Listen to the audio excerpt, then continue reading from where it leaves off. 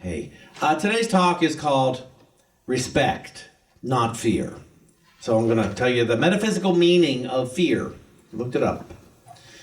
Fear, painful emotion marked by alarm, dread, disquiet. That's the Webster version. Now, fear is one of the most subtle and destructive errors that the carnal mind in man experiences. Fear is a paralyzer of mental action.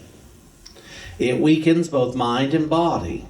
Fear throws dust in our eyes and hides the mighty spiritual forces that are always with us. Blessed are those who deny ignorance and fear and affirm the presence and power of spirit.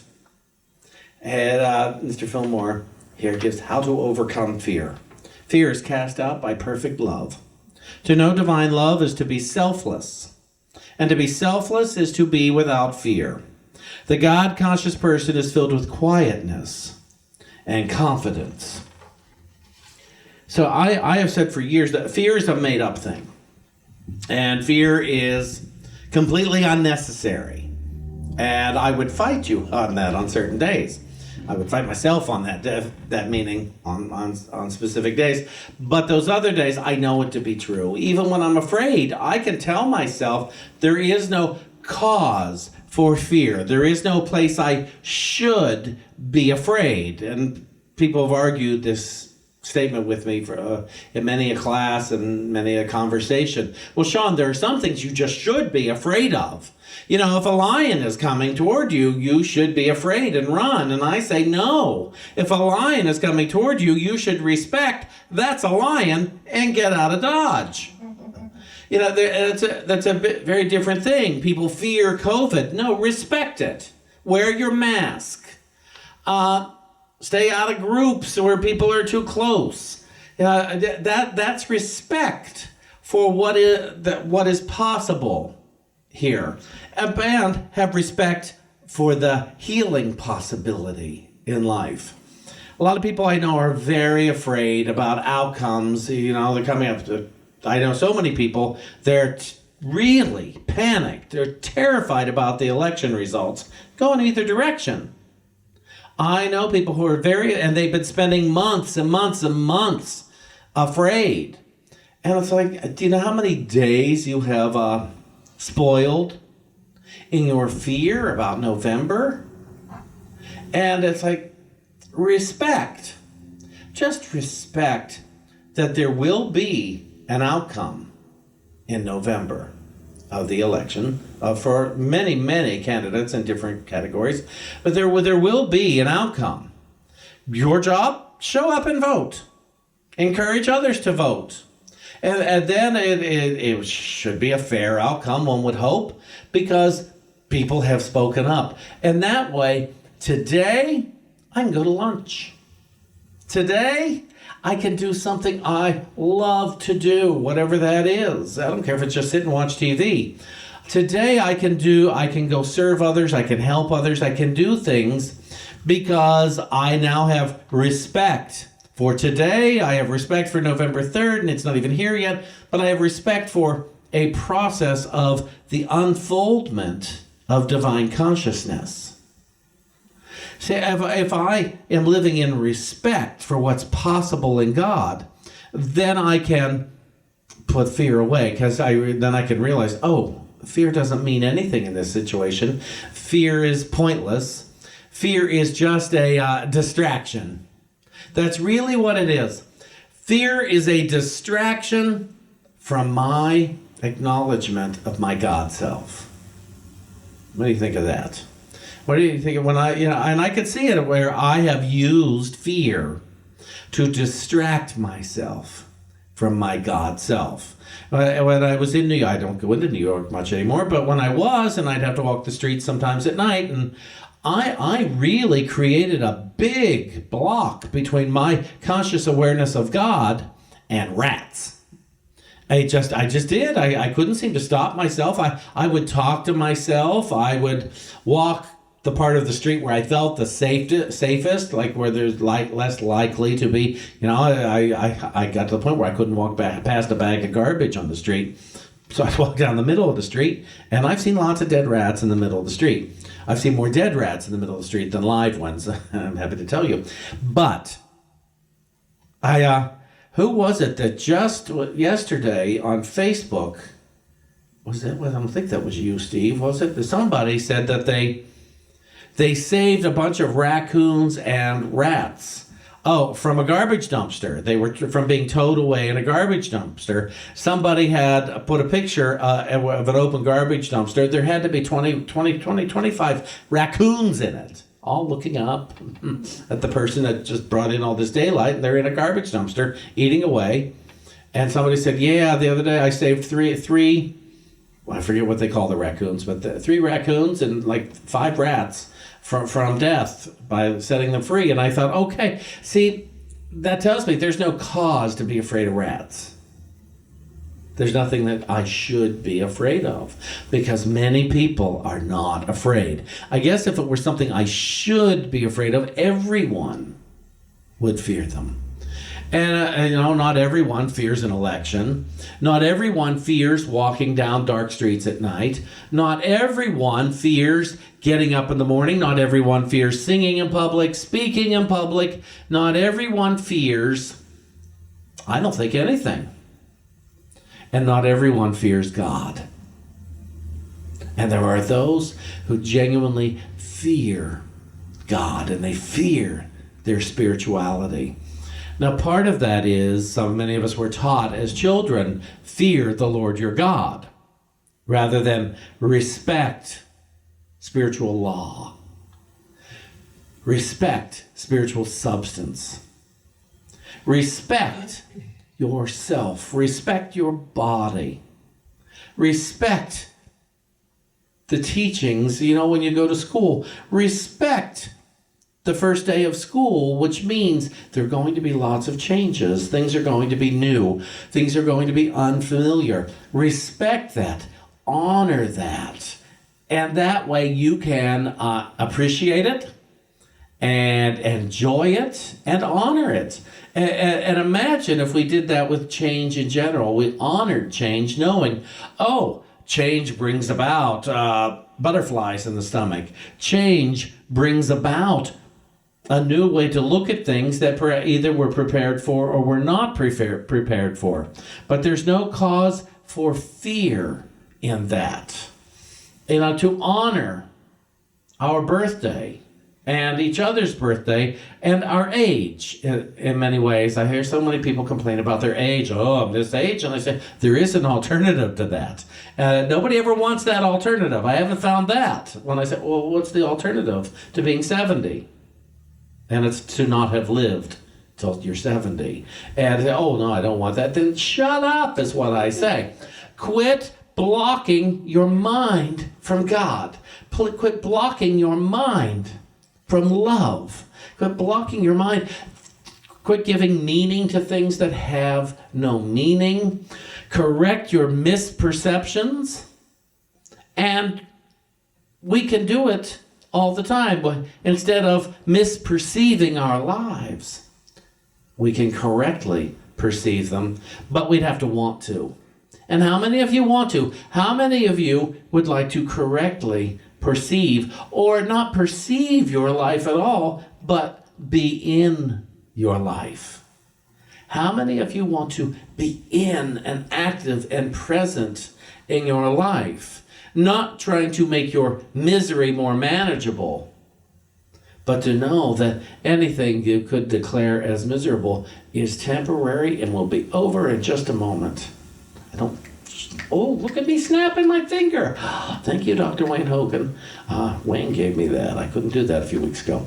And so to wake up and say, there is an alternative, isn't there? There's an alternative to all this stuff I've been dreading. And there's an opportunity to give thanks in all things. To give thanks. I remember when for most of us, I think, have wondered what will it be like when this person or that person in my life makes their transition. Especially somebody who's older than us. I certainly thought about it with my mother.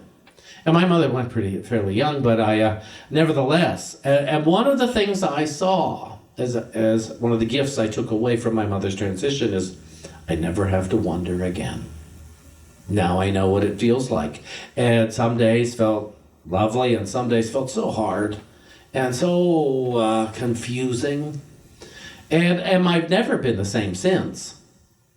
But I know. Now, I don't have to wonder. I don't have to dread it. I don't have to. A lot of life that happens, you see, so much in life happens where we use it to prepare for the next time it might happen. And with my mother's transition, it's only going to happen once. A friend of mine gave me that gift to explain that to me. This isn't something you're preparing for the next time it happens. This happened today. Pay attention. And that's what I tell anybody who loses somebody, that not loses, but that someone they love and are very attached to transitions. I say, pay attention to everything. What is easy and what is hard. Pay attention to it all. It's all a precious gift of life experience. And you will have that abundance of experience, and then one day you will pass it along to someone else who needs your life experience in that. I remember one of the things I did the week of my mother's funeral. I didn't drink anymore. I didn't smoke anymore. So first thing I did was get rid of all her cigarettes and alcohol in the house. No, nobody I knew needed it. Although one brother came home the next day from Las Vegas and said, "Where are her cigarettes?" I said, "Oh, I threw them away. Oopsie." But I did buy a birthday cake, and it was nobody's birthday. And I didn't have any writing put on, but I did have extra flowers. And it was delicious, and I shared it with anybody who wanted some. And we ate that all week, and it was lovely. But anyway, the point is, I don't have to fear the next moment if I'm present in this moment. And I've asked this question before when I've had lots of people here in person to say, do you devote more time each day to worry or gratitude? And most people I know, they devote plenty of time to worry. I know people who sleep with the news on. I know people who are projecting, okay, well, this is fine, but what about tomorrow? And it's like, place your faith in God the good. Give yourself to God the good. And there won't be thoughts of tomorrow. There won't be thoughts of lack for tomorrow. There won't be thoughts of inharmony for tomorrow. If you show up today to heal any inharmony, then what is there to fear for tomorrow? If you show up today for health and well-being, what is there to fear for tomorrow? If you show up today for your prosperity, what is there to fear for tomorrow?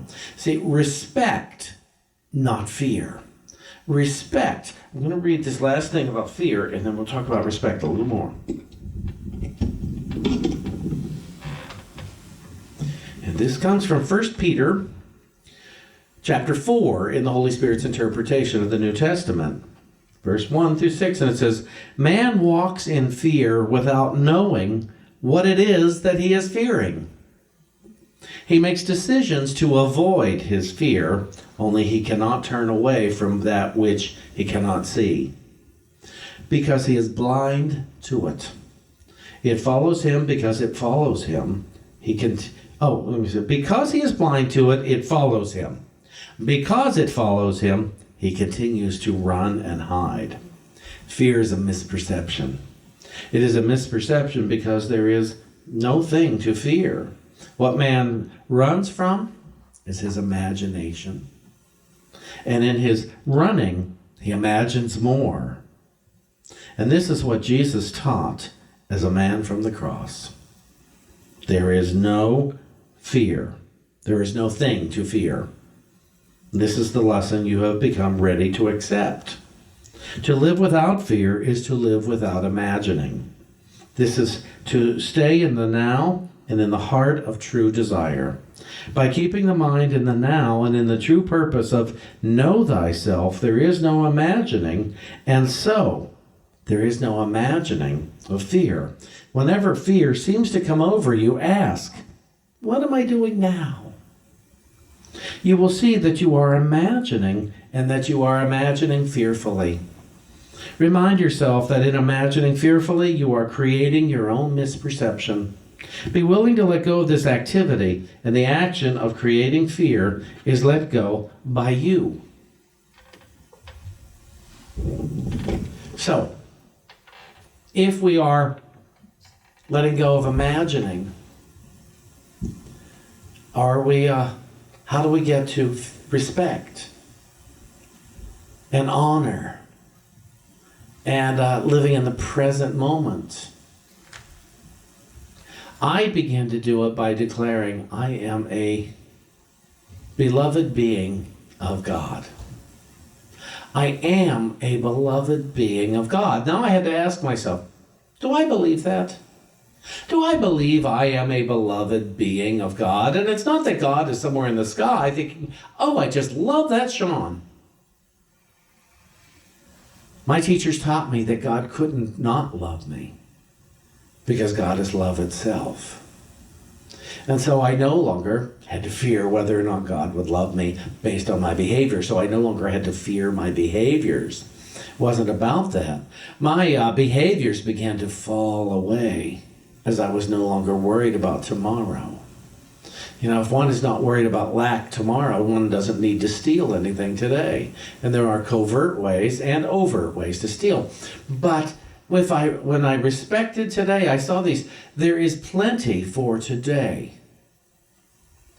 And I began to look at today and I thought, well, is there enough to eat? Well, yes, there is. Do I have at least one friend today? Yes, I do. Can I call that friend now? Well, yes, I can. Well, you know, can I get rest today? Well, yes, I can. I began to discover my needs, not just my wants, my needs were being met abundantly.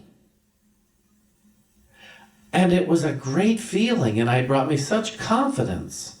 And it's like, oh, I'm not afraid of anything. I've gone in and out with that over the years, but when I first began to see, oh, I don't have to try to fill a void. There is no void. There is love. There is no void. I am sated.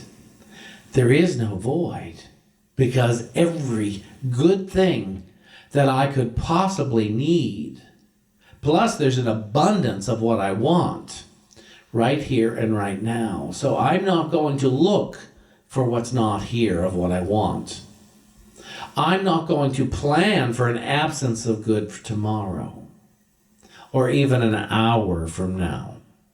Because we all have the arguments that, yeah, but I am set for today. I no longer need my parents to have given me what we would call good or healthy childhood. I have a good and healthy adulthood right now. I no longer need someone to apologize to me to compensate for what they did before. I have all that I need right now. I am loved. I am loved beyond imagining right now. I no longer need to be compensated for when there appeared to be lack, because I have an abundance of good right here and right now. I no longer need. I have, within my experience, I have all the good that I need. And I have an abundance of stuff I want. And so, I shall look within today and interrupt any thoughts that tell myself I don't have what I need. I will look within and see where I have an abundance of God, an abundance of life, an abundance of truth, an abundance of wisdom, an abundance of the world. Because I have a source that I am connected to and can't disconnect from in truth. Several years ago, I asked David Friedman, those of you who don't know him, to rewrite the song, How Great Thou Art. Because I felt in the original there was a sense of the absence of good, or there was too much blood. There was just too much blood in the original, and I didn't care for that. And I called him one day, I said, would you rewrite this? Would you rewrite this beautiful song that inspires me so much? And about 20 minutes later, he sent me 3 new verses. He replaced the last 3 verses. And I asked Kenneth to sing it today, because we know Kenneth has the chops, as it were, to sing How Great Thou Art. And Kenneth comes from that background to sing these kind of songs. And so just as you go through your day, remember, respect, not fear. How shall I respect my life and all beings in it? How shall I respect my experiences and all beings in it? How shall I respect places, institutions, events, so that I may know how to think about them, because I will no longer have any misperceptions. Today, I have a correct perception of my source that I call God, and its abundant love for me. Thank you, everybody.